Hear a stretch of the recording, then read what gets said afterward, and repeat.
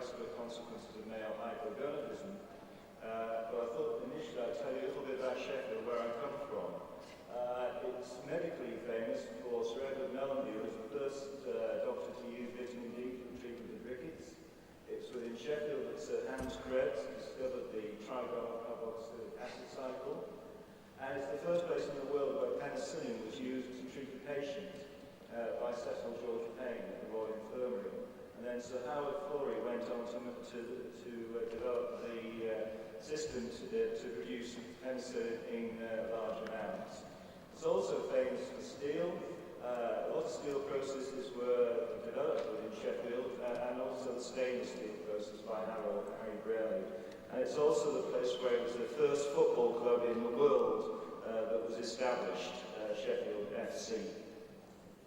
Right, one of the key areas is, and probably one of the commonest causes of hypogonadism is where people with prostate cancer are treated with androgen deprivation therapy.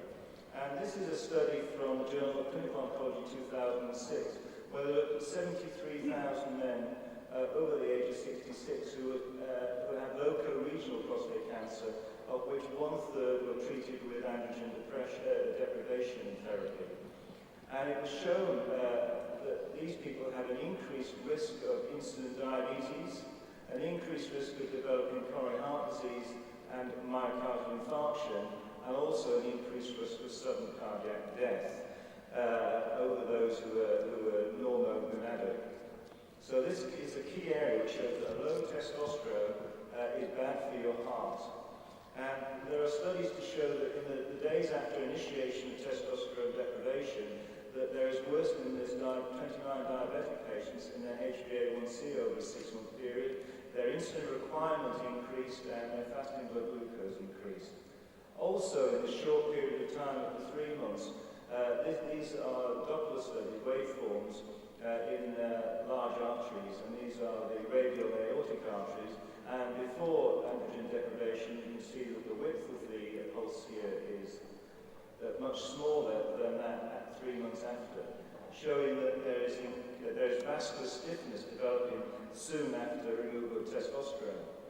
We know that men are more likely to die of cardiovascular disease, and this is the British Heart Foundation Statistics Database from 2003, showing that men are 3 times more likely to die of coronary heart disease than women. And this is true throughout the world. Even in Japan, where there's lower incidence, you still get this bias towards men. And the question is why? There are now several studies, there are 7 in all, which show that if you do population studies, and you follow these men over 5 years or more, if the testosterone level is low, below 8 nanomoles per litre in this is the first publication, you are more likely to be dead at the end of 6 to 7 years here. If the testosterone level is above 12, this is the survival rate, and there's an in-between value between 8 and 12. This slide has already been shown from the Rancho Bernardo study, again showing that the lower the testosterone, the greater the likelihood you will be dead at 5 years. And this is the EPIC Norfolk study in the UK, which also looks at total mortality and cardiovascular mortality. And if you're in the lower quartile with a testosterone of less than 12.5 nanomoles per litre, your death rate, you're more likely to be dead at the end of this period from all-cause mortality and cardiovascular mortality. And studies have shown that cardiovascular mortality is increased, as well as cancer and respiratory mortality. This slide has been shown again, the European Male Aging Study, which shows that if you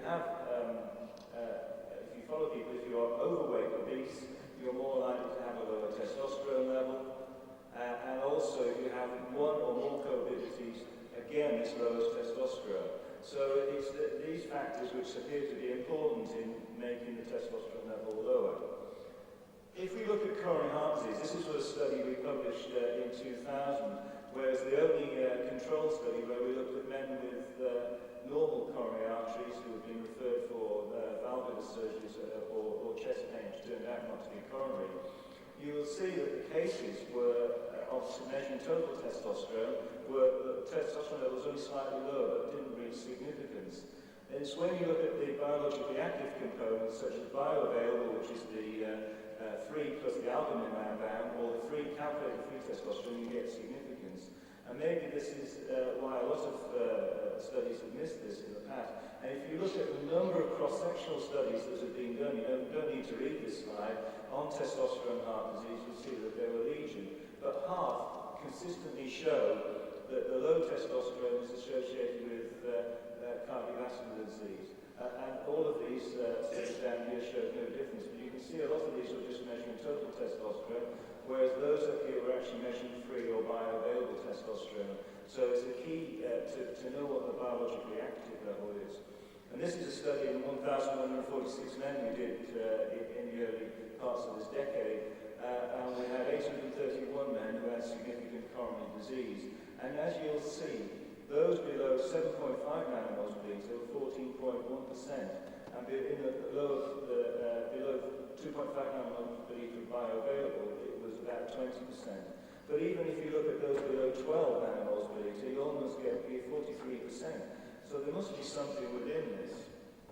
And other studies have shown, this is a study on diabetics looking at intimal media thickness and plaque score.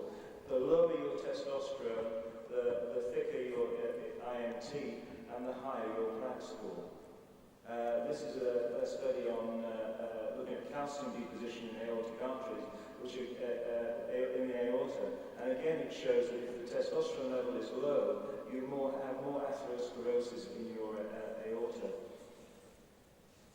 This study looked at the 4-year progression of IMT, and those who already had this is total testosterone and free testosterone, those that already had low levels of testosterone had higher progression of their intimal media thickness compared with those with higher testosterone levels. So testosterone is involved with the progression of the disease as well as a marker of the disease.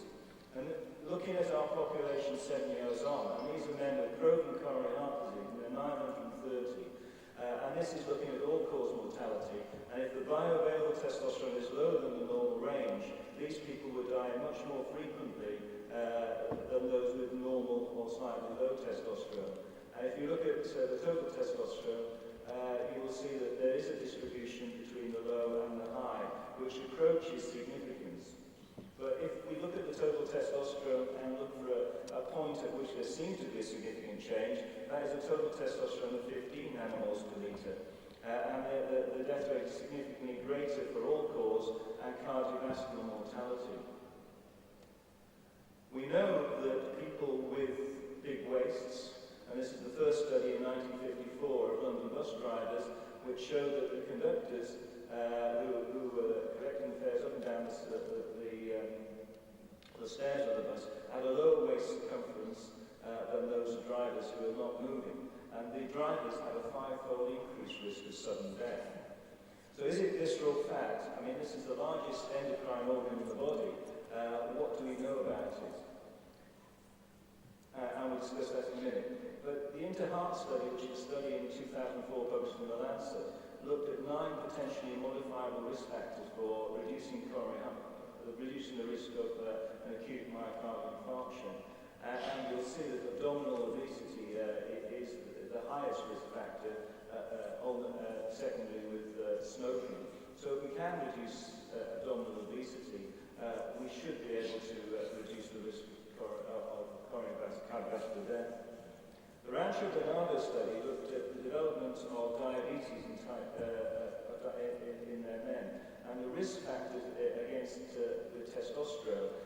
If the testosterone level is low, you have a higher BMI, higher waist circumference, lower HDL cholesterol, higher triglycerides, fasting insulin, post-challenge insulin, and insulin resistance. So these are all key markers of atherogenesis. So what potentially modifiable markers of cardiovascular risk are associated with testosterone deficiency? Well, if you look through the evidence in the literature, it is visceral obesity, it is insulin resistance and being diabetic, it is dyslipidemia, hypertension is associated, a more pro-coagulable state is associated with low testosterone, as well as a pro-inflammatory systemic environment. In our diabetic population, throughout the years, there have been a lot of studies looking at testosterone levels in men with diabetes, and everyone without fail shows that testosterone is lower in a diabetic compared to a healthy man. But nobody had looked at symptoms of hypogonadism associated with low testosterone, and we were the first to do that. And in our 355 men who were diabetics across the board, 70 had diet treated, the majority were tablet treated, and another 70 were insulin treated. And you will see that the total testosterone below 8 nanomoles per litre was there in about 20% of the patients. And if you looked at the total testosterone less than 12, it was 50% of the patients. So again, like the cardiovascular disease, there is the higher prevalence of low testosterone and borderline low testosterone. Interestingly, when you look at the sex hormone binding globulin in our diabetic population, they're not all low. In fact, the mean was 32, our normal range being 15 to 100, and some patients with diabetes have higher SHBG than normal. So there's a mixture of SHBG levels, and this is probably a combination of both obesity and age, as well as other factors. If you look at the bioavailable testosterone, which, as I said, is made up of 3 plus the albumin bound, in this population, about 17% overall had a low bioavailable, and this increases with age, which in the last slide you notice that the total testosterone will stay level with age. So once you take out the SHBG factor, you will get rises with age as you'd expect. And the bioavailable sort of below 4 nanomoles per litre, which is an arbitrary level, was also higher and increased with age. And the calculated free movement is the same. So a total population of about 43% had symptoms plus low or borderline low testosterone, which really is quite a large amount. And waist circumference was linked, associated with lower testosterone levels in the population. So how much might be due to the insulin resistance effect on SHBG? Well, we used rosiglitazone in a longitudinal study. We didn't use it placebo-controlled because we couldn't get any placebo from the company at the time. And you'll see that the total testosterone here in our hypogonadal group of men, which is 24, with rosiglitazone therapy actually increased to 13, almost 3 nanomoles per litre over 4 months. The SHBG increases from 28 to 33 and 37. So there's a definite effect on insulin resistance on SHBG. Bioavailable testosterone, however, and free testosterone independent of SHBG also significantly rose. So it's much more complex than just SHBG-bound testosterone effects. So why might testosterone in diabetic men be low? Well, we know about the hypogonadal obesity cycle, where the adipocytes have the enzyme aromatase, which breaks down testosterone to estrogen, lowers testosterone, and that increases the activity of lipoprotein lipase, which takes up free fatty acids into the fat cell to store triglycerides. And more triglycerides leads to more adipocytes, and we go around this circle. In addition, low testosterone controls the pluripotent cell, which either develops into a muscle cell or a fat cell. And if you have a low testosterone, you're promoting more fat cell development. So the more fat cells you have, the greater the insulin resistance. But fat, being an endocrine organ, is producing not only estrogen from testosterone, but tumor necrosis factor, alpha, IL-6, leptin, cytokines, which all inhibit the hypothalamic pituitary axis. So if you have a low testosterone, the body's normal homeostatic response to increased testosterone production is inhibited. And this is probably why you have normal LH-FSH levels in a lot of patients with hypogonadism. This is recent data looking at our diabetic population with other men who had